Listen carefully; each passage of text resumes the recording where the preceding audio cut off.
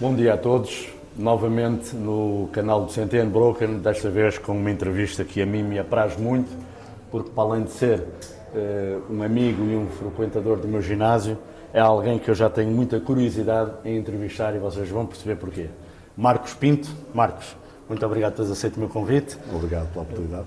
Que é isso, meu amigo, eu é que agradeço. Então, antes de começarmos com as perguntas típicas que eu faço numa entrevista intimista, como eu chamo, vamos primeiro dar a conhecer o Marco a toda a comunidade que vê este canal. Marco, tu és português? Sim. És daqui da Zona Norte? Sim. Exatamente. Estás com que idade, Marcos? 33 neste momento. 33. E iniciaste o teu início, o teu percurso no desporto, foi com este desporto ou foi com outro desporto? Ora, eu comecei em 2010, já faz alguns anos. Comecei a treinar logo após finalizar o secundário. E comecei com um amigo, em julho de 2010, duas semanas antes de fazer 19 anos. Portanto, ainda comecei com 18. Comecei a treinar ginásio normal. Comecei a praticar ginásio normal, sem intenção nenhuma de seguir um desporto específico, se fosse bodybuilding, que fosse powerlifting, que fosse o que fosse, só apenas treinar para ficar mais forte e talvez maior e com um corpo mais geneticamente apelativo, geneticamente quer dizer esteticamente apelativo. E pronto, a partir daí foi tudo surgindo aos poucos. Eu já gostava de esportes de força, desde o início. Já gostava de seguir alguns atletas lendários, como a gente conhece, Arnold Schwarzenegger, por exemplo. E pronto, uma coisa levou à outra. Fui treinando, os resultados começaram a surgir e pronto, cá estamos atualmente. Se não estou em erro, corrijo-me se estiver errado pelas minhas contas, então começaste a treinar com 18 anos. Sim, exatamente. Boa, fantástico. Faltaram 2 semanas para dizer. Uma excelente idade. Mas gostava de ter começado mais cedo ainda. Claro. 2 ou 3 anos mais cedo, Claro. Seria sempre útil. Claro. Eu comecei bastante mais cedo, mas eu digo hoje que gostava de saber um pouquinho mais. Fiz muitas asneiras, porque são idades em que, quando somos muito novos, também temos muita impulsividade e queremos tudo, e depois cometemos erros que pagamos caro. Mas a conversa hoje é sobre ti. E então, conta-me como é que divergiu a tua entrada no ginásio para o powerlifting, onde tu, de facto, és um nome a considerar em Portugal e mesmo na Europa. Sim. Portanto, em 2010 o powerlifting já existia cá em Portugal, mas tinha muito poucos atletas, principalmente de RAW. O que existia mais era equipado. O powerlifting equipado consiste em usar equipamento específico. Cada um dos movimentos, agachamento, supino e peso morto, tem um equipamento específico para cada um deles. E era dada mais atenção a essa vertente do powerlifting. Não era tão puro, não era raw na altura. Yeah. Mesmo no estrangeiro era muito mais famoso. Desculpa interromper, quando estás a falar do equipamento, para quem não conhece, estás a falar daquele fato. Exatamente. Que até vemos às vezes os ajudantes a ajudar a pôr o fato, que cria uma compressão. Exatamente. É isso que estás a falar. É isso que eu estou a falar. Aliás, o powerlifting olímpico é assim que se pratica, não é? Sim. Okay. Da federação, da IPF, é apenas uma camada, chama-se single ply, mas é só o olímpico, porque a maioria do pessoal que faria equipado na altura era com várias camadas e ajudava muito mais. Okay. Pronto, mas o RAW não era tão famoso como é atualmente. E eu também nunca gostei muito de equipamento, porque eles tinham um equipamento, são muito fortes na mesma, mas não tão fortes como parecem. Não tão fortes como parecem ser na plataforma. Quando dizes RAW, é sem o fato? Sem equipamento. Sem as cotoveleiras, ou as cotoveleiras também contam? Em competição não é possível usar cotoveleiras. Não, nem cotoveleiras, nem joelheiras? É possível usar joelheiras e cinto? Cinto também. Okay. E proteção de punho também, okay. Isso é possível. Mas isso são pequenas ajudas. Exatamente. Muito pequenas mesmo. Pouca ajuda dá. O fundamental é que é sem o fato? Exatamente. Okay. A diferença entre ter o fato ou não ter diferencia de RAW ou equipado. Okay. É só essa a diferença. Okay. É uma diferença enorme de cargas que o pessoal faz, principalmente no agachamento e supino. No peso morto não há tanta diferença, porque o fato não ajuda tanto, mas no agachamento e no supino ajuda imenso. imenso mesmo. Claro. Portanto, eu nunca gostei muito do equipado porque, primeiro, convém ter alguém a ajudar constantemente. Porque para pôr o equipamento no próprio corpo já é necessária ajuda. Claro. E para fazer aquelas cargas abismais que muitos atletas fazem, muitos atletas de topo mundial fazem, o perigo é demasiado elevado por não ter ninguém a ajudar. Tendo proteções ou não, tendo proteções no agachamento ou no supino, tendo proteções ou não, as cargas são demasiado elevadas. Então, convém ter sempre ajuda. Isso limitaria o desporto em si. Ou seja, eu teria que ter uma equipa. Teria que ter sempre uma equipa. E eu comecei com um amigo meu a treinar e era no ginásio comercial normal. Aliás, ninguém fazia powerlifting nenhum lá. Era um ginásio comercial normal. Nem era de bodybuilding, nem era de powerlifting, nem era de força. Não, um ginásio comercial normal. E pronto. Nós já víamos no ginásio e em muitos outros ginásios que a gente experimentava de vez em quando muita gente a competir entre si próprios, que é normal entre nós homens, pelo menos. Claro. Principalmente no supino. E era raro eu ver alguém a fazer agachamento, peso morto menos ainda, mas no supino o pessoal ainda fazia umas brincadeiras, ainda se desafiavam entre eles.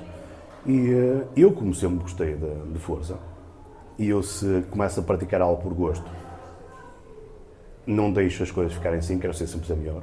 Sempre ser o melhor, pelo menos o melhor que eu puder ser. Exato. Até posso não querer ser melhor do que X pessoa ou X atleta, mas quero ser sempre melhor daquilo que eu puder ser. Claro. All out. Vamos Perfeito. para a frente. Pronto. Na altura, nós, sem conhecimento nenhum, tanto eu como o meu amigo, que neste momento mora em Madrid, está em Espanha com a morar, nós já competíamos entre nós próprios, nós não tínhamos conhecimento nenhum e chegámos semanalmente a fazer 3 vezes RM, uma repetição máxima, por semana. Portanto, isto não dava resultado até certo ponto, nós andávamos sempre a evoluir, mas claro que neste momento isso é impensável. Eu neste momento nem sequer faço uma repetição máxima inteira, nunca, só em competição. Claro. Portanto, umas coisas levaram às outras, sempre a evoluir, um a puxar pelo outro, de vez em quando tínhamos um ou outro que se juntavam a nós, que eram um pouco mais fortes na altura, não havia muita gente muito mais forte, mas havia alguns. E de vez em quando aparecia mais um ou outro. Mas essa foi a chama que me começou a roer mais e a impelir para ser mais e mais e mais forte. Eu sempre gostei de força. Diz-me uma coisa, que eu deixei de terminar o teu raciocínio, mas disseste uma coisa que eu acho que poderá ser interessante para quem está a ouvir. Quando dizes quem usa os fatos, Sim. Pode inclusive pôr em perigo a sua própria saúde, significa que o fato permite utilizar cargas Sim. muito superiores. Exatamente. Que provavelmente se calhar a estrutura óssea ou muscular não está preparada para isso. Exatamente. E o fato permite fazer isso pela compressão que dá, sim, mas não protege. O fato protege, apesar de não ser experiente em powerlifting equipado, eu tenho alguns conhecimentos que me permitem dizer, seguramente, que o fato protege e ajuda em cerca de 2/3 do movimento. Os primeiros 2/3, a parte positiva do movimento. Ok. Portanto, de certa forma, protege, sim, mas com as cargas que são, há alturas em que não dá para evitar ter lesões, claro. Sejam ossos partidos ou ligamentos roturados ou músculos. Okay. Não é tão comum, mas acontece também.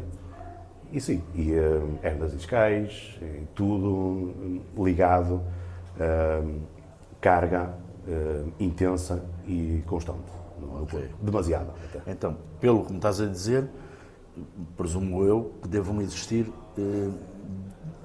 dois campeonatos diferentes. Sim. Ou seja, um campeonato que pode-se utilizar os fatos e o campeonato Raw em que não se usa equipamento que diretamente ajuda no movimento. Ok. São campeonatos distintos.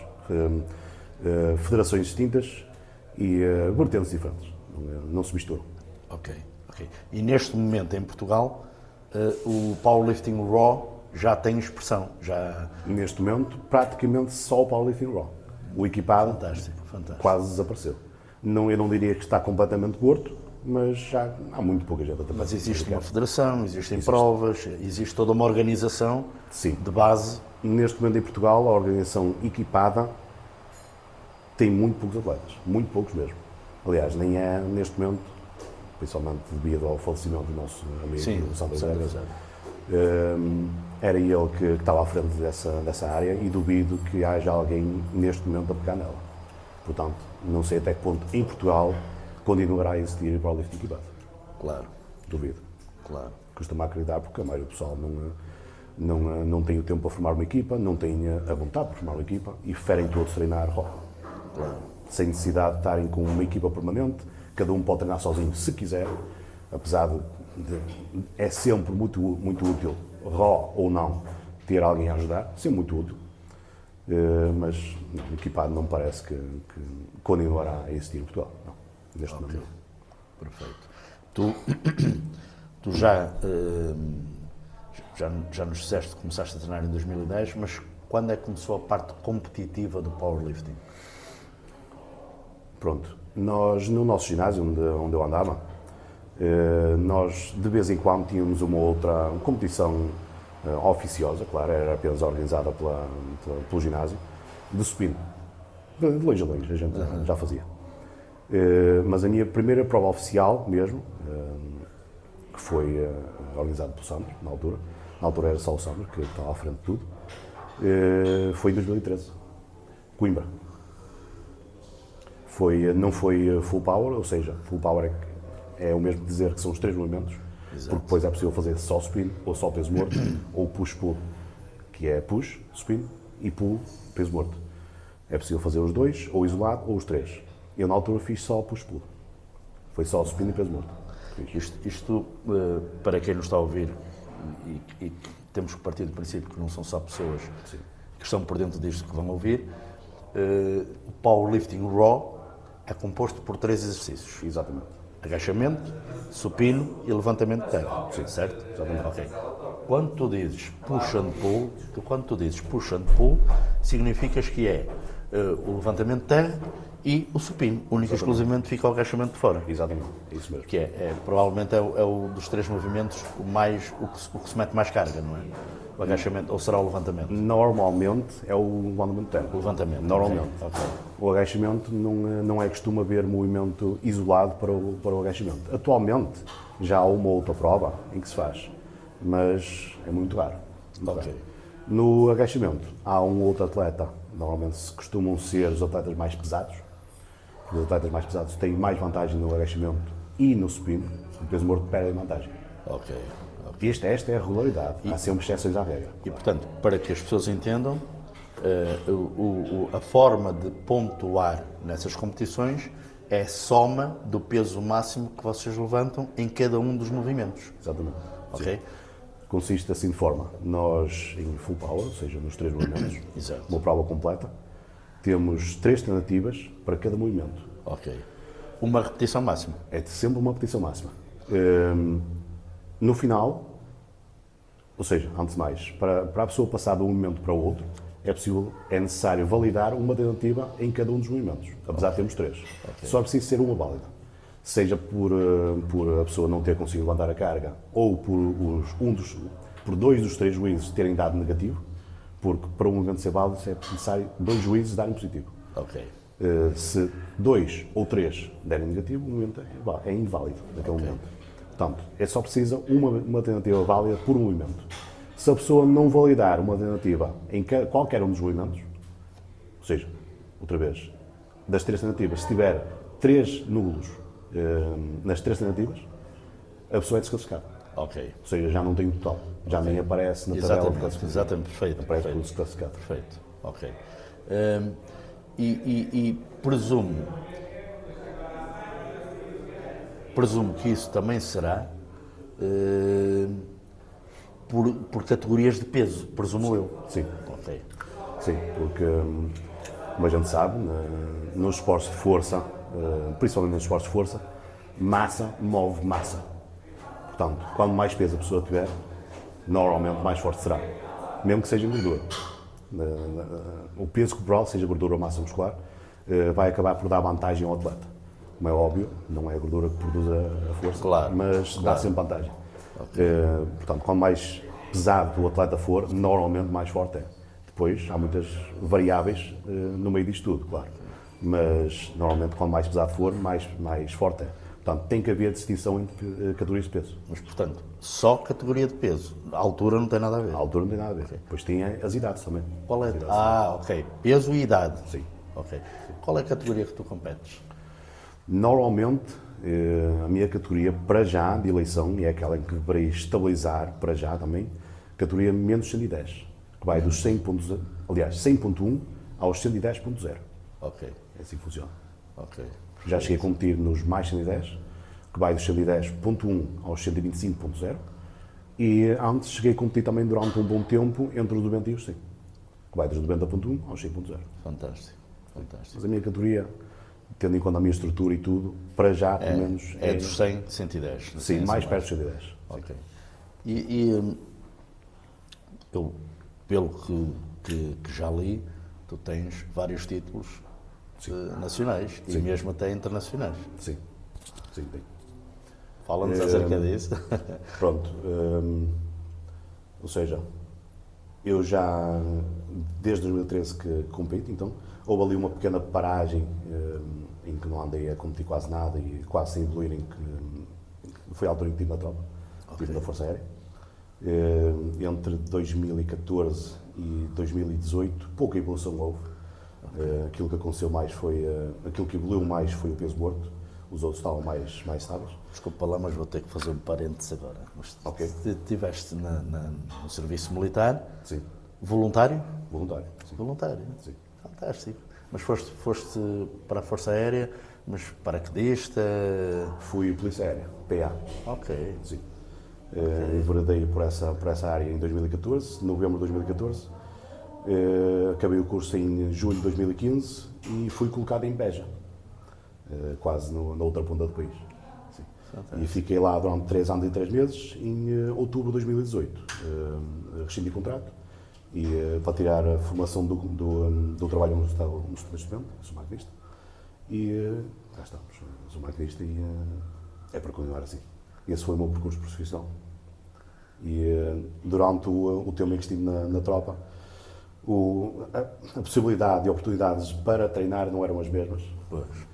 Não era só o facto de estar longe de casa, nem nada, eram as condições de treino, era ter exigência a outro nível físico, porque a nossa formação era extremamente física, nós éramos virados para o combate, claro. Apesar do serviço na base depois não ter nada a ver com o combate, nada a ver mesmo. Mas a orientação da formação era para depois ir para missões para o estrangeiro. Okay. Portanto, nós tivemos que ter um específico treino físico que não tem nada a ver com treino de força. Combate mesmo. Exato. Era muito à base da resistência. Mas diz-me uma coisa, eu não faço ideia porque eu não cumpri serviço militar. Na Força Aérea, digamos, que foi o serviço onde tu estiveste, vocês têm algum tipo de ginásio que possam ter acesso com pesos? Ou seja, a minha pergunta é para saber se tu fizeste algum tipo, pelo menos, de manutenção com os pesos.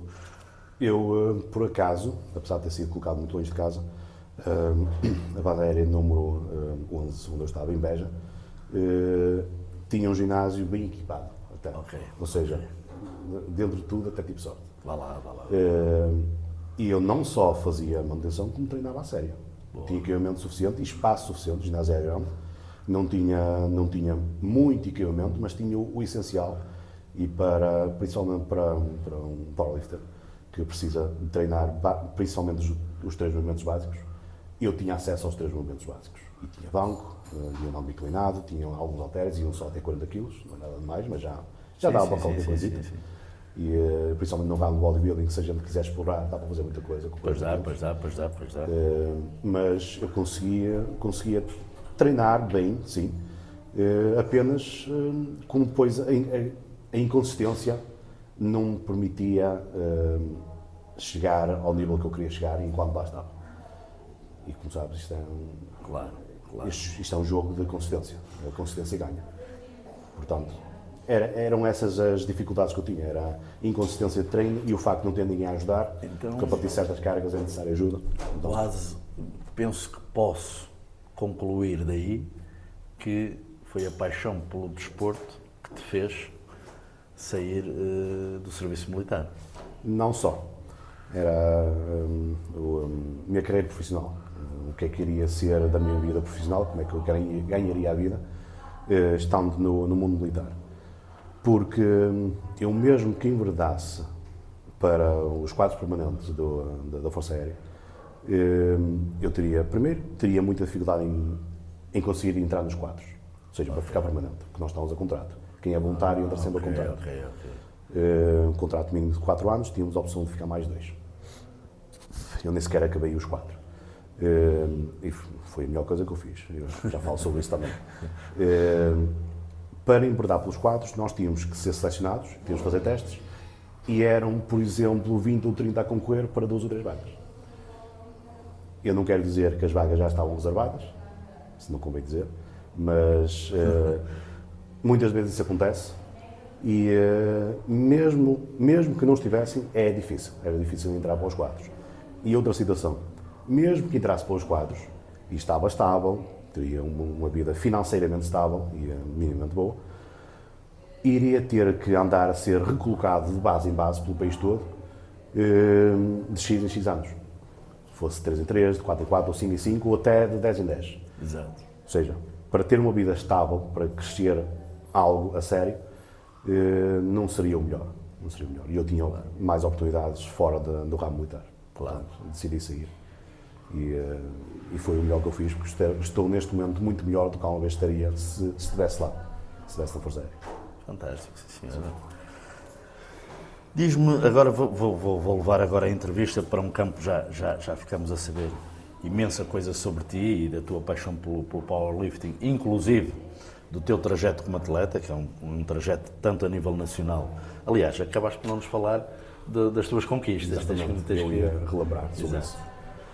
Como eu estava a dizer, eu comecei em 2013, minha primeira competição, e no período em que estive na tropa, eu competi primeira vez, ou seja, fui colocado em 2015 em Beja, nesse ano não competi no ano a seguir, por volta de abril, em 2016. Foi a primeira prova full power que fiz, em que cheguei ao fim. Porque a primeira prova full power, só tinha feito uma full power antes de ter ido para a tropa.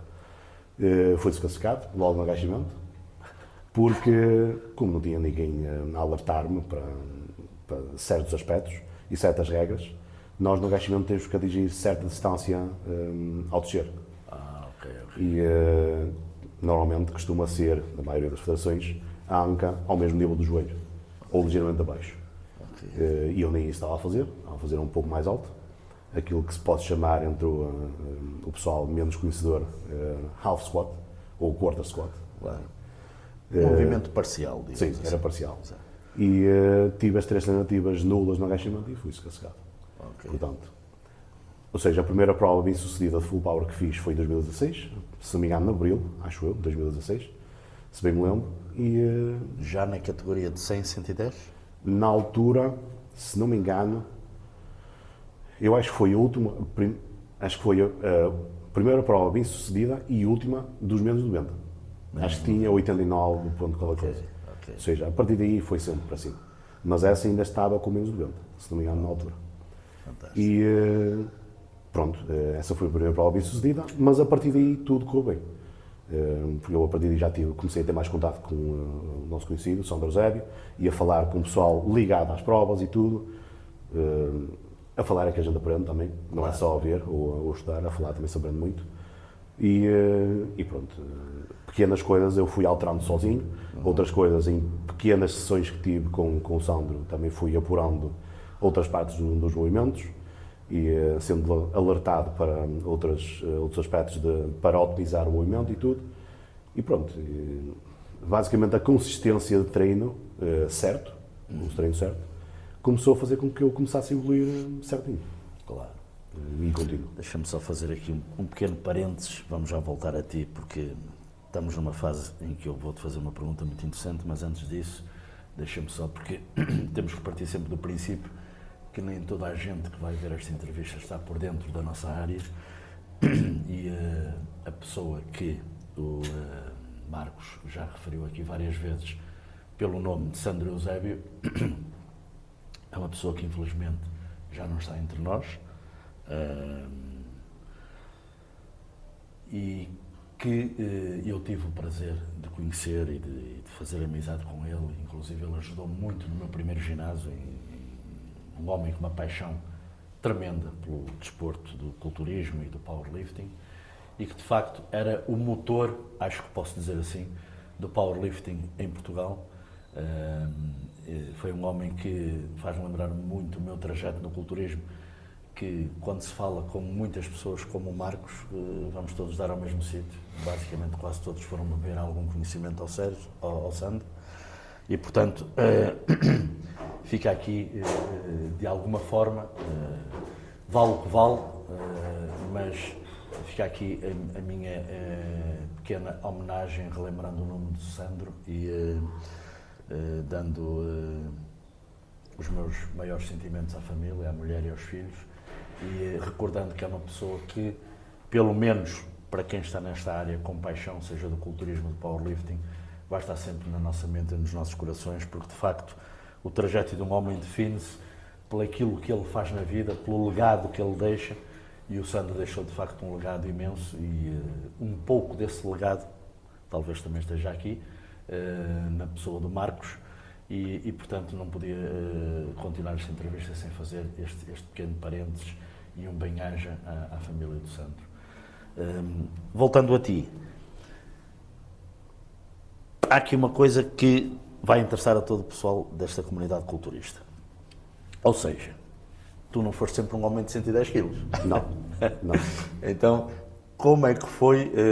Obviamente que a força é algo intrínseco, que se pode trabalhar para subir, mas já tem que estar no nosso DNA ou não, mas o tamanho já é uma coisa que se calhar não é só com o desporto de força que se consegue, digo eu, não é?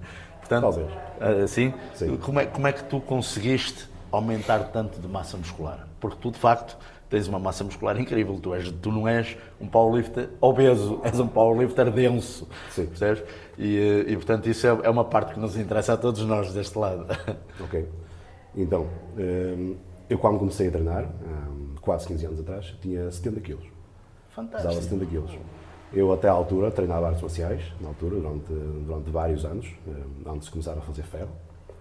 E a partir do momento em que comecei a treinar, como sabes, o estímulo muscular, quando se treina com resistência, carga, é muito elevado ao ponto de fazer com que a pessoa comece a ter mais fome. E com o treino certo e a alimentação certa, minimamente certa, na altura o conhecimento não era muito, e juntando um descanso minimamente bom, os resultados começam a aparecer facilmente. Claro. O corpo reage. Sem dúvida. E eu, como sempre, gostei daquilo que estava a fazer e como queria ser melhor e melhor e melhor, eu estudava tudo aquilo que era necessário. Eu lia e via muitos vídeos e tudo. E ao longo do tempo, o corpo começou a reagir favoravelmente.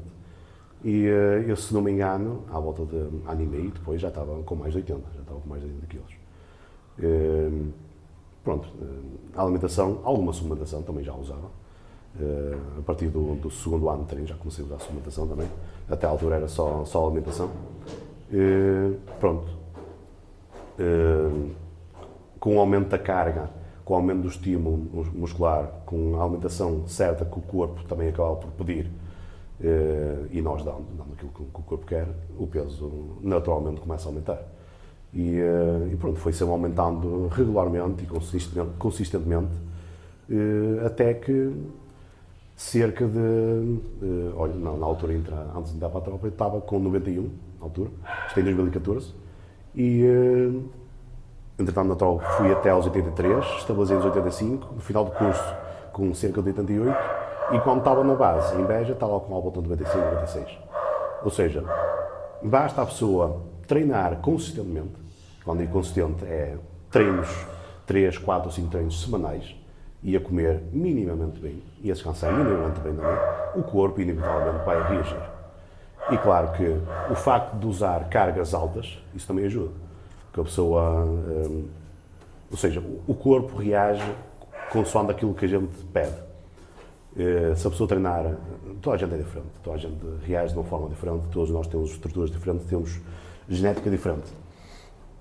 Mas, de uma forma geral, treinando com muita carga, o corpo vai acabar por reagir favoravelmente e vai criar muita massa muscular também. Sem dúvida alguma. Aliás, o maior estímulo que pode haver para a hipertrofia é a carga que nós conseguimos pegar ou a intensidade da carga que nós pomos em cima do músculo. Sim. É um choque tremendo e o corpo responde. Mas eu vou ter que ralar aqui, porque, obviamente que, sendo tu um homem de força e comendo racionalmente e ir progredindo na força, o teu corpo tem que aumentar.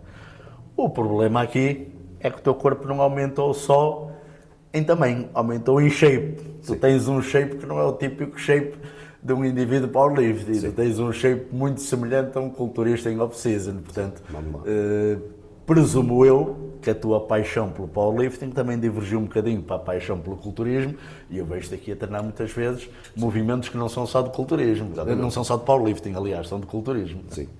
Portanto, nós como powerlifters, nós temos tendência a incidir semanalmente e com intensidade e carga nos 3 movimentos principais. Mas, anda a ver uma coisa, um músculo maior normalmente é um músculo mais forte também. Portanto, para juntar o útil ao agradável, por que não treinar também exercícios acessórios que vão ajudar a produzir mais força nos 3 movimentos principais, vão dar uma estética melhor ao corpo.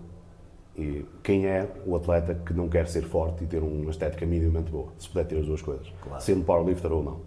Qualquer powerlifter gosta de ter um corpo bom também. Não quer ser aquele tipo de atleta que apenas tem força e depois tira a camisola e não se vê nenhuma forma muscular, exatamente. Não se vê nenhum tipo de definição muscular, não tem um físico apelativo. Exato. Pelo menos para a maioria das pessoas. Portanto, sim, eu sou muito da opinião que a pessoa deve treinar os acessórios, e quando digo treinar os acessórios, digo treinar com a mesma intensidade que treina os exercícios principais, porque a maioria do pessoal, nos powerlifters, não treina os acessórios com a mesma intensidade. Se for preciso, acabam a sessão do exercício principal e depois transitam para os acessórios e não querem saber, fazem só o mínimo, estão sempre ao telemóvel, estão sempre a falar com outro atleta e não dão atenção. Não, a pessoa tem que dar atenção aos acessórios com a mesma intensidade que dá aos exercícios principais. Okay. Portanto, eu sou da opinião que, apesar de alguns powerlifters, alguns experts, dizerem que certos grupos musculares não interessam para o powerlifting, eu discordo. Eu acredito que toda e qualquer fibra muscular no corpo é útil, seja para proteger ou para produzir mais força. Exato. Portanto, a pessoa deve treinar todo o corpo. Todo o corpo mesmo. Portanto, tendo em conta que um músculo maior normalmente é um músculo mais forte, é necessário fazer movimentos acessórios e eu diria variar os movimentos também. Porque a pessoa, se mantiver só nos acessórios, e isso já acontece com os movimentos principais, portanto já é mau o suficiente, se a pessoa se mantiver só com os acessórios que pré-definiu e sendo sempre os mesmos, vai acabar por acumular desgaste e acumular fadiga e carga nesses movimentos e vai provavelmente acabar mais tarde ou mais cedo por sentir carga acumulada e dores em certas partes do corpo. Poderiam ser evitadas se variasse os movimentos. Concordo perfeitamente. Mas agora disseste aí uma coisa que já me abriu mais uma porta para outra pergunta, que eu acho extremamente interessante. Tu falaste aí em fadiga. Sim. E quando se é um powerlifter como tu, é impossível não treinar os acessórios com a mesma força que tu tens em que treinas os teus movimentos básicos, não é? Sim. Tu não vais esquecer a força nos acessórios. Exatamente. Então, onde é que eu quero chegar com isto? O volume de intensidade e de desgaste muscular, de quebra de fibras musculares é tão grande, qual é a frequência com que tu treinas? Para mim, o que funciona melhor, se for a treinar só para powerlifting, se for a treinar especificamente numa preparação para a prova, eu faço 5 treinos semanais. 5 treinos? Sim.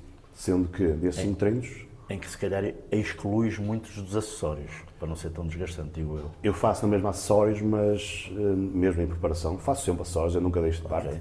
Mas à medida que as semanas passam, por exemplo, nas últimas 2 ou 3, começo a diminuir os acessórios. Ok. Sim. Okay. Para a fadiga acumulada ir embora, o corpo começar a regenerar o máximo possível, sem perder condição física e sem perder força. A força, em princípio, estará sempre a aumentar, portanto, em princípio, não se perde. Mas a condição física também é muito necessária. Okay. Porque não adianta a pessoa estar com força nos 3 momentos se depois não conseguir aguentar uma prova inteira. Claro, claro. Porque já me aconteceu 2 vezes no passado e acontece em muitos atletas que eu vejo, principalmente atletas que estão a iniciar. Eles até podem estar em treino ou pensar que estão em treino fortes e capazes de fazer X carga em treino e depois transitar para a plataforma, mas esquecem-se que em treino fazem 1 ou 2 movimentos por treino, não fazem os 3. Okay. Muito menos com a intensidade de uma repetição máxima. Uma repetição absolutamente pesada, pelo menos para a capacidade de qualquer um dos atletas. Portanto, é necessário ter condição física para aguentar a prova toda.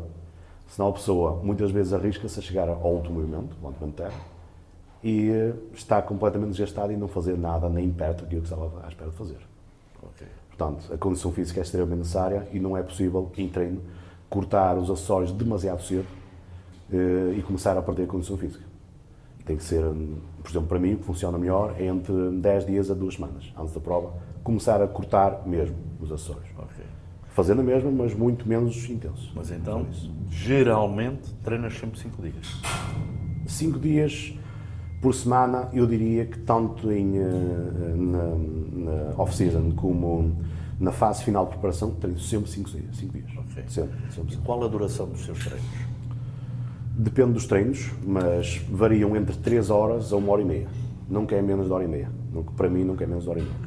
Mesmo que seja na fase final de preparação para a prova, nunca é menos de 1h30.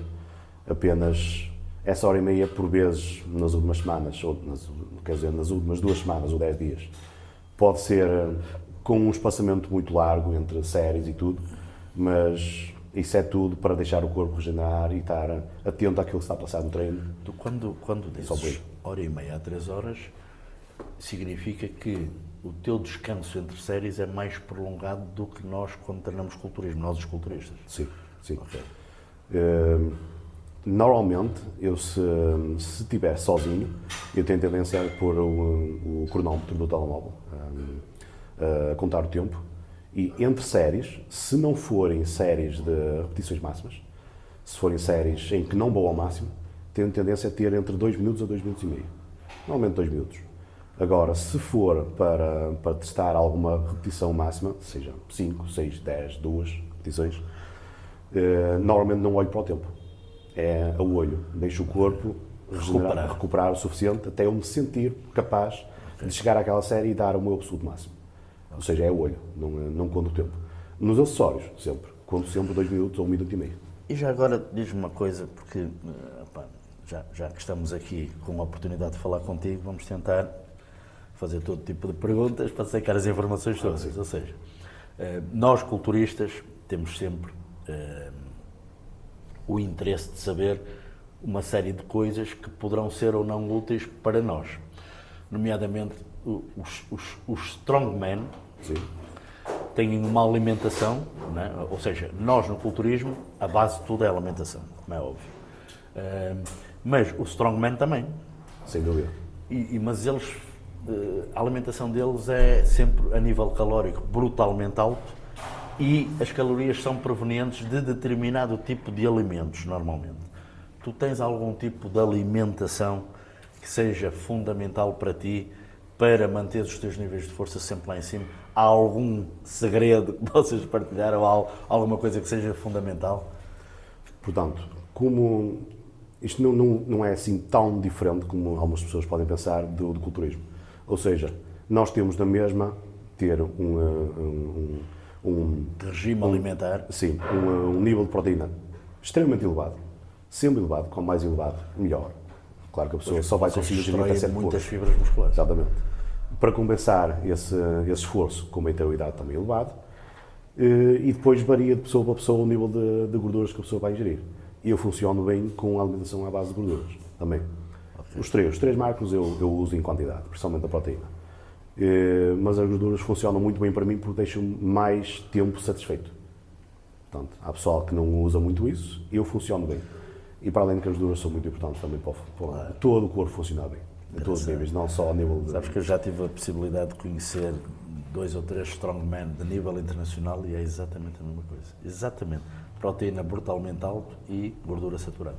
Eu, se não ingerir quase nenhuma ou nenhuma gordura numa refeição, eu passar uma hora cheio de fome. Exato. Portanto, não dá mesmo. Eu não costumo usar neste momento intertreino nem nada, portanto, eu não quero ter nenhuma quebra durante o treino, a meio do treino. Portanto, em situação normal, eu tenho tendência a ingerir sempre algumas gorduras, diferentes gorduras, eu como de tudo. Como é óbvio, tenho refeições favoritas, algumas refeições são mais apelativas do que outras, mas tenho tendência a comer tudo. E o nível de gordura tem que estar elevado, ou minimamente elevado, tal como a proteína e os hidratos. Exato. Tem que estar. É um gasto enorme. Okay. Nós temos claro que é. E a nível de suplementação? Há algum suplemento que tu digas assim, não, de facto, vale a pena investir nisto porque ajuda aos níveis de força? Sim. Eu já tomei mais do que aquilo que tomo agora. Neste momento é muito básico. Claro que o conhecimento também é outro. E a gente sabe que a suplementação não é assim tão importante quanto isso. Não é. Já me chegaram a perguntar que melhor suplemento poderia usar para perder gordura, que melhor suplemento podia usar para ganhar massa, ou para estabilizar, ou para se sentir melhor. Tudo isso é insignificante quando comparado com um estilo de vida que não se coordena com os objetivos da pessoa. Portanto, eu neste momento, para responder à pergunta, neste momento tomo proteína, whey, qualquer proteína, whey. Podia ser isolada, ou só whey mesmo, ou hidrolisada, mas tomo, e acho que é essencial. Eu normalmente tomo 2 vezes por dia, a dose normal, à volta de 30 gramas por dose. Tomo glutamina também, se bem que a gente sabe que a glutamina para fazer grande efeito convém ser em enormes quantidades, e ninguém está para gastar tanto dinheiro nisso como seria necessário para fazer o efeito necessário. Tomo multivitamínico também, de vez em quando nos BCAAs, mas o normal é uma pequena dose de glutamina diária. Tomo creatina também, esse também sempre foi extremamente importante. A gente sabe que é o suplemento mais estudado de sempre. Portanto, glutamina, creatina, multivitamínico e proteína é aquilo que eu uso todos os dias. Okay. Todos os dias. Nada mais do que isso. Já segui a usar mais coisas relacionadas com suplementação, mas neste momento não. Mais nada. Talvez ômega 3 também poderia ser útil. Uns produtores naturais de testosterona também poderiam ser, mas não, neste momento não uso nada. Só esses 4 é que eu uso todos os dias, regularmente. Diz uma coisa, tu segues de alguma forma o meio culturista internacional? Sim. É uma coisa que te apaixona também, Sim. a competição de culturismo? Já segui mais também, mas continuo sempre a seguir e continuarei sempre a seguir. Okay. Sim. Eu gosto de tudo que seja relacionado com esta área, seja culturismo, powerlifting, strongman, braço de ferro, até de vez em quando crossfit, simplesmente porque gosto de desporto em geral. Claro, lógico. Só por isso. E, por exemplo, eu cheguei a dizer, na altura, a instrutores meus na tropa, que o melhor desporto que eles poderiam fazer para a área militar, se fosse para combate numa área conflituosa no estrangeiro, seria o crossfit. Era o melhor tipo de treino que eles poderiam fazer, porque eles juntam tudo. Claro. Agilidade, força, resistência, velocidade, tudo. Portanto, seria o melhor para um militar. Apesar de que não é algo que eu irei praticar. Não será, apesar de eu ter sido militar. Não te vejo também como crossfiteiro. Não. Mais depressa praticaria pelo menos os 2 movimentos olímpicos, o snatch e o clean and jerk, mas não. O crossfit não seria para mim. Não. Eu costumo mandar muitas bocas ao pessoal do crossfit, estão cheios de lesões, não são assim tão bons quanto isso, são fracos. Mas isto é tudo na brincadeira, é tudo para pegar com eles. É a mesma coisa que pegar com o futebol, com o pessoal que é ferrenho. Percebo perfeitamente. Diz-me uma coisa, tu presumo eu, isto é uma especulação minha, como qualquer um de nós também nesta área, a nossa paixão é imensa, mas começamos a chegar, tu ainda és muito novo, mas tens a noção que vai chegar a uma altura em que a paixão vai ter que acalmar um pouco, porque com a idade o corpo já não vai poder aguentar o ritmo de treino. Sim. Não é? Principalmente, se calhar, eu presumo eu, talvez um desporto como o teu, o powerlifting, no culturismo, onde eu quero chegar é no culturismo, É muito normal teres atletas com 40 e muitos anos a competir, ainda com bastante qualidade. Sim. No Com mais alto powerlifting, nível. no powerlifting talvez não, digo eu, não sei, não estou por dentro, mas os níveis de força, naturalmente, mesmo que sejam adulterados, a gente não vai conseguir, não é, com 40 e tal anos, bater-se com um jovem de 20 e tal, digo eu, não é? Depende, há casos e casos. Okay. De uma sim, forma, sim, há sempre exceções. de uma forma geral, não. Não. Ok.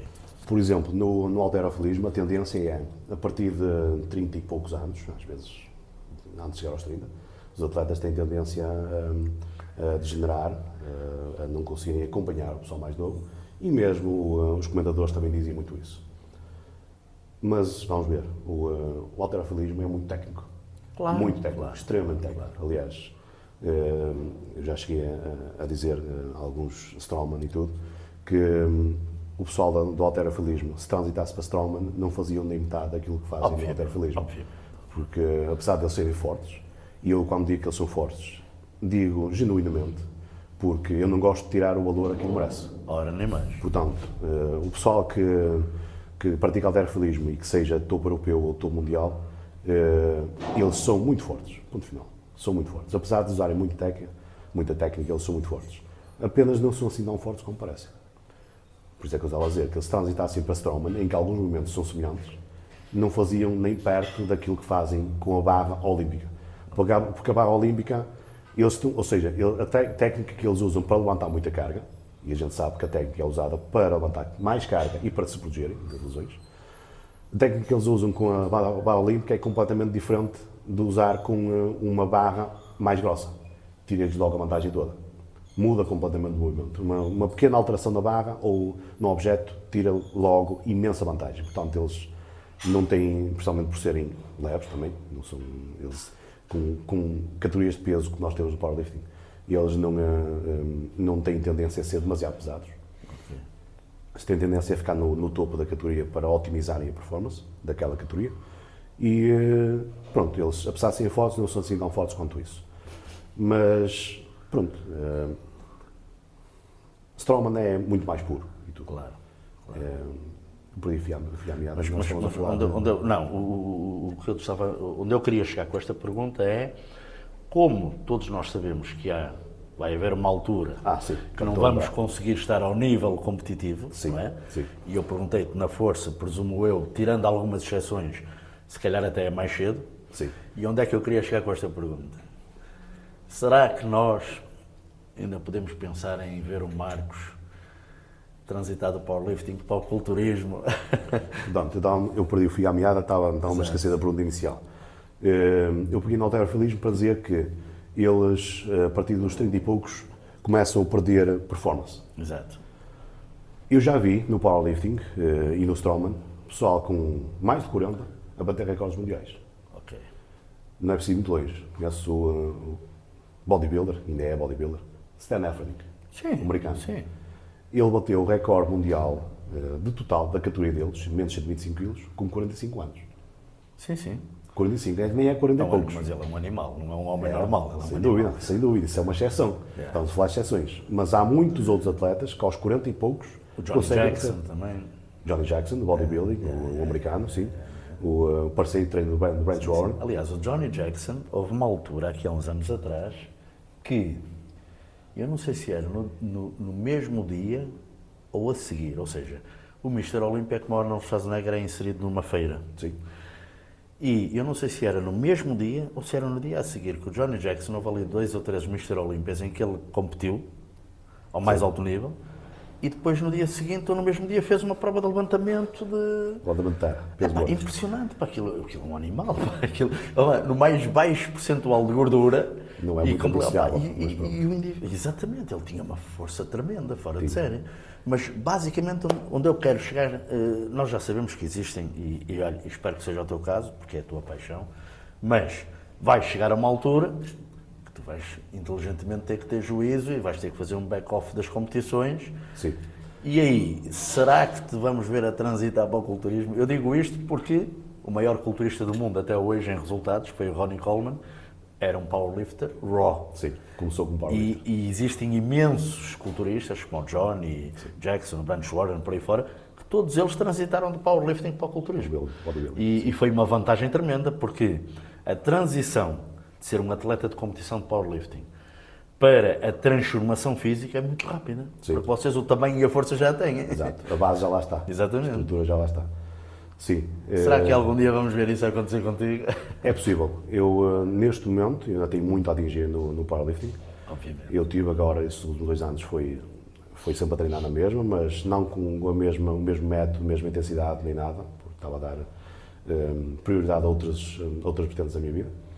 Mas já estou novamente a voltar. Aliás, esta última prova que tive na República Checa já foi resultado disso.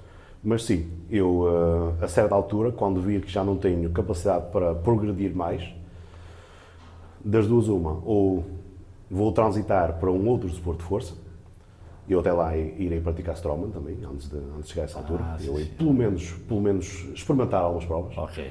Tens essa curiosidade. Sim, isso é certo que vou experimentar. Pelo menos experimentar. Não sei onde é que vou chegar, mas vou experimentar.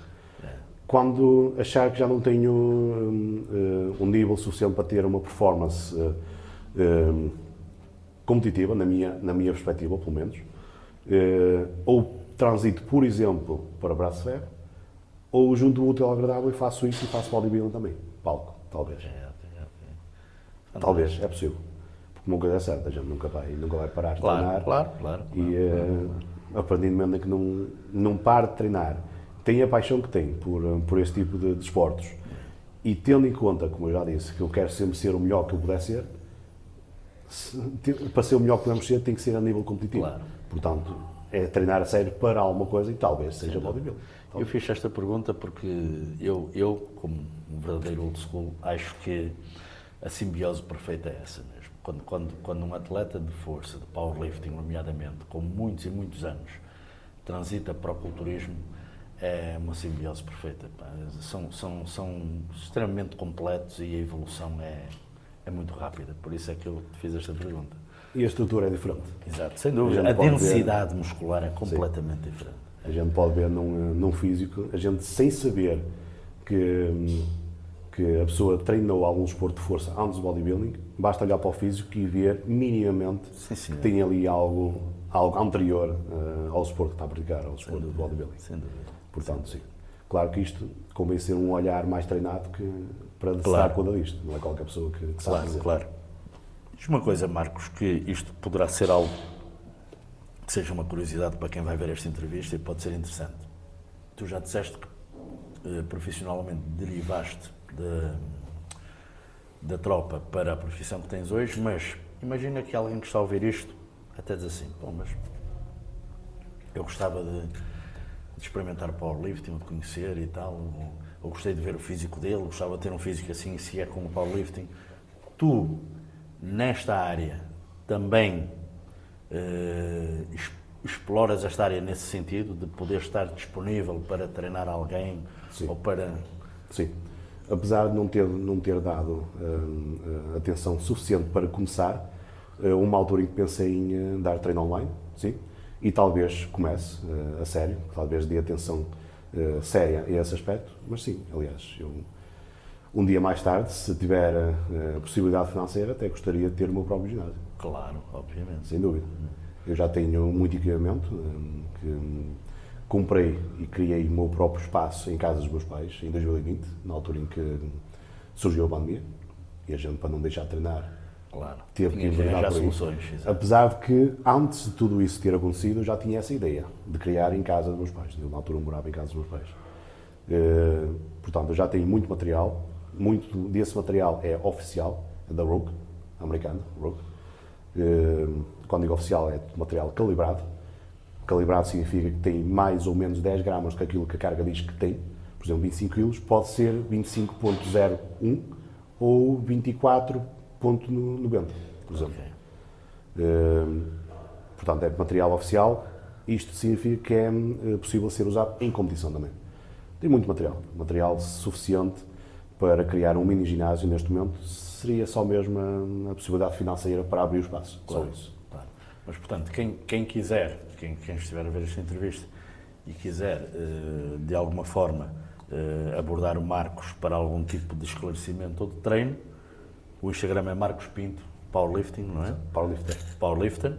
E não hesitem, porque de facto, ainda há pouco antes da entrevista eu e o Marcos estávamos a falar, e de facto esta nova geração que vem para o ginásio e que se apaixona pelo culturismo e que quer competir, independentemente das categorias, que hoje em dia há muitas, esquecem-se de um pormenor. Tudo isto derivou da força. Tudo. O culturismo derivou da força. E a força é o que nos vai permitir construir a massa muscular. Portanto, nunca pensem que alguém como o Marcos não tem nada para nos ensinar. Tem muito para nos ensinar, e o valor de saber progredir em força e aumentar a nossa força, e o valor de um agachamento bem feito, um levantamento de terra bem feito, é qualquer coisa de insubstituível para um culturista de competição. Por isso, quem tiver essa curiosidade ou esse interesse, o Marcos, obviamente que está disponível através da rede social dele, Marcos Pinto Powerlifter. Espero que só o contactem para isso.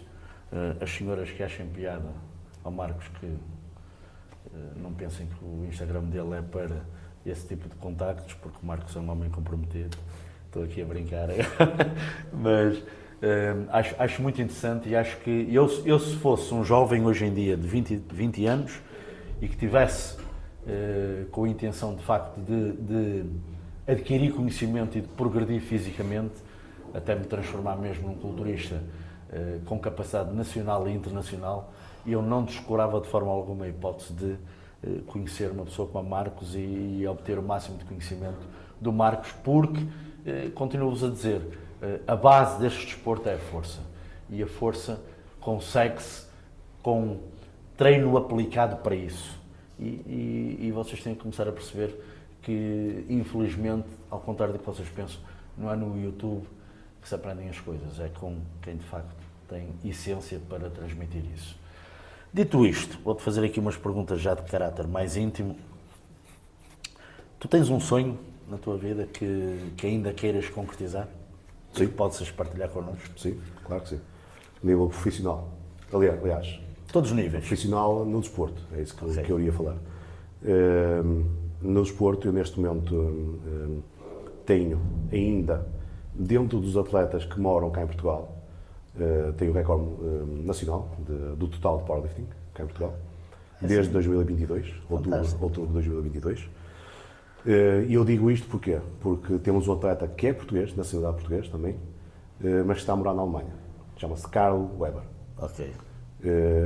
E é uma força da natureza. Ele atingiu, mês passado, se não me engano, em maio, 1000 quilos total, na categoria dos menos 125, acho que ele pesava 124, se não estou em erro. Muito novo, ele tem, eu não sei exatamente a idade, mas tem 6 anos, por aí, algo assim, muito novo. Atingiu 1000 quilos total e tem margem para mais. Ele não foi ao máximo sequer. Ele estava, se não me engano, lesionado no supino, mas ainda assim tirou um recorde pessoal em prova. Ele fez, se não me engano, 370 de agachamento, isto só com joelheiras. Só com joelheiras, não foi com ligas. 370 de agachamento, 232,5 de supino e 397,5 de peso morto. Só não foi aos 400 porque ele tinha problemas de gripe e não queria arriscar falhar os 1000 quilos. Claro. O objetivo dele naquela prova eram 1000 quilos e fez sem problema nenhum. Portanto, eu falei dele para dizer que ele é que tem o recorde do total cá em Portugal, apesar de não morar em Portugal. Então, o pessoal muitas vezes não fala nele, mas ele é português. Ele é português, apenas está a morar na Alemanha, só isso. Portanto, mas dentro dos atletas portugueses que estão a morar cá, eu ainda tenho o recorde, 857,5. Foi um recorde que eu bati na altura para superar o Sandro. Na altura ele ainda me estava a treinar e eu disse-lhe que naquele ano iria bater o recorde. E a gente andava sempre com brincadeiras para trás e para a frente em relação a isso, mas eu sei que ele ficou extremamente feliz por eu ter batido o recorde dele. Nem duvido disso. E foi apenas por 2,5 kg. Ele tinha 855 e eu fiz 857,5. Foi uma prova que correu bem, correu tudo bem na prova, apesar de eu estar preparado para isso, mas a gente sabe que as coisas não correm sempre bem, não corre sempre tudo bem. Aquela prova correu tudo bem e bateu o recorde. Mas o teu sonho é? O meu sonho seria chegar aos 1000. Ok. Amém. A gente pode dizer o que quiser e dizer, se não tivesse acontecido isto ou aquilo, eu já estaria neste nível. Vou deixar isso tudo de parte, que isso é tudo só falatório, e dizer que um dia, em princípio, tudo correndo normalmente e tendo saúde para isso e o corpo aguentando, chegar aos 1000 quilos. Então, talvez nos 125, na categoria acima da minha, mas talvez chegar aos 1000 quilos. Sim. Já fazer 900 já é uma categoria de elite mundial. Okay. Fazer 1000 é lendário. Percebo perfeitamente. E diz-me uma coisa, apesar de tu seres bastante novo ainda, se o Marcos hoje pudesse, se fosse possível, entrar numa máquina do tempo e voltar 15 anos atrás, o que é que o Marcos de hoje dizia ao Marcos de há 15 anos atrás? Tinhas alguma coisa de fundamental a dizer? Sim. Eu normalmente não costumo dizer que me arrependo de nada. Porque a gente só é aquilo que é neste momento porque passou por aquilo que passou. Claro. E não seríamos o que somos neste momento se não tivéssemos passado por isso. Seria muito pouca coisa. Talvez aprender sobre ramo imobiliário mais cedo. A sério. Aprender a sério. Ter investido a certa altura, neste momento não é a altura ideal para investir no ramo imobiliário. Isto não está fácil, está absurdo. Arranjar formas de atingir liberdade financeira mais rápido e mais cedo, enquanto que ao mesmo tempo praticar na mesma tudo aquilo que eu pratiquei até hoje, seja em autodesenvolvimento, seja mental ou físico, e no próprio desporto. E tudo isso levaria ao facto de eu estar, se tivesse essa possibilidade de voltar atrás no tempo, eu estaria ainda melhor que aquilo que estou agora. Okay. Ou seja, se pudesse voltar atrás no tempo, teria tido em atenção e ter-me dedicado mais a algumas vertentes da minha vida, inclusive ao desporto também. A gente pode ser sempre melhor. Percebo perfeitamente. Sempre melhor. Percebo perfeitamente. Portanto, sim. Apesar de eu dizer que não... E acho uma excelente resposta. Acho uma excelente resposta. Sim, a gente nunca se deve arrepender, mas eu não acredito que se tivéssemos todos uma oportunidade de retificar algumas coisas que não retificávamos. Claro que retificávamos, mas a vida é como é e temos que aceitar assim, é verdade. Mas por isso é que isto é uma pergunta retórica. E diz-me uma coisa, esta é mesmo para fechar, mas eu faço a todos os meus convidados. Se hoje fosse o último dia da tua vida, como é que tu vivias e com quem é que querias estar e qual seria o que é que tu querias que quem cá ficasse, qual seria a ideia que tu querias que tivessem de ti? Que fui alguém honesto, fui alguém que me dediquei àqueles que eram importantes para mim, fui alguém que dei de volta a quem me ajudou, de forma geral, ajudar as pessoas, porque as pessoas têm tendência, na minha opinião, na minha maneira de ver, as pessoas têm tendência a dar demasiada importância ou a títulos, ou a dinheiro, ou a coisas materiais, quando estão a descartar darem-se ou darem mais àqueles que se dedicam a eles próprios e àqueles de quem gostam. Porque vamos ver uma coisa. Eu nunca vi ninguém, ou nunca soube ninguém, nunca ouvi falar de ninguém que estivesse na cama, a morrer, e se virasse para outra pessoa e dissesse: olha, vai-me buscar ali o troféu que ganhei naquele ano. Ou fala-me daquela situação em que a gente venceu um campeonato. Não, ninguém fala disso. A gente quer estar com aqueles de quem mais gosta. A gente quer, nos últimos momentos, ver e falar e estar com aqueles de quem mais gostou, ou seja, estamos a falar aqui de relações interpessoais, e isso é aquilo que a gente leva. Isso é aquilo que a gente tem de mais importante, apesar de não nos darmos conta disso diariamente. A gente não pensa nisso diariamente, ou melhor, a maioria das pessoas não pensa nisso diariamente, não pensa tanto quanto devia pensar. E isso é aquilo que realmente é importante. Portanto, eu diria que essa seria a minha deixa para dizer aquilo que eu gostaria de ser lembrado, que me dediquei aos meus e por eles se terem dedicado a mim também. Claro. E é isso que a gente deixa. E é o mais importante, sem dúvida. Marcos, eu por mim estava aqui horas a conversar contigo, mas inclusive até tenho aprendido muito disto com a Ali, que é quem me ajuda a fazer estas coisas, e já percebi que, apesar de eu ser um bom falador e gostar muito de falar, se isto ultrapassar muito 1 hora, as pessoas depois não têm paciência de ver. Sim. Por isso, por hoje, vou deixar por aqui. De certeza que vamos ter muito mais entrevistas com o Marcos, porque o Marcos está diariamente aqui e é uma pessoa que tem muito para agregar e tem muito ainda para soltar do Marcos. Mas, por hoje, deixo-vos este gostinho do que é o powerlifting e do que é dedicação, consistência e disciplina. E vou deixar as últimas palavras para o Marco, para ele, não sei, a mensagem que quererás transmitir, não só às pessoas que te seguem ou às pessoas do teu desporto, mas para que fique perpetuado também neste vídeo uma mensagem que tu queiras transmitir e que sejas recordado por isso. Eu diria que as pessoas se deveriam dedicar, aliás, deveriam arranjar uma paixão, descobrirem a própria paixão, todos nós somos diferentes, e dedicarem-se verdadeiramente a isso, porque a gente, quando se dedica a algo com tudo o que tem, a recompensa será maior que aquilo que a gente estaria à espera desde o início. Portanto, dedicar-nos realmente àquilo que a gente realmente gosta, àquilo que a gente descobriu, e, como eu disse anteriormente, dedicar-nos àqueles de quem a gente mais gosta, aqueles de quem a gente mais quer saber da importância. Essa seria a minha mensagem. Fantástico, sim senhora. Concordo plenamente e acho que é algo que toda a gente devia ouvir e talvez refletir um pouco sobre isto. Meus amigos, termino como sempre. Não percam a paixão pelo culturismo, sejam amigos uns dos outros e nunca, nunca desistam dos vossos sonhos. Unbroken, até à próxima entrevista. Marcos, muito obrigado. Obrigado pela oportunidade. Obrigado, Abel.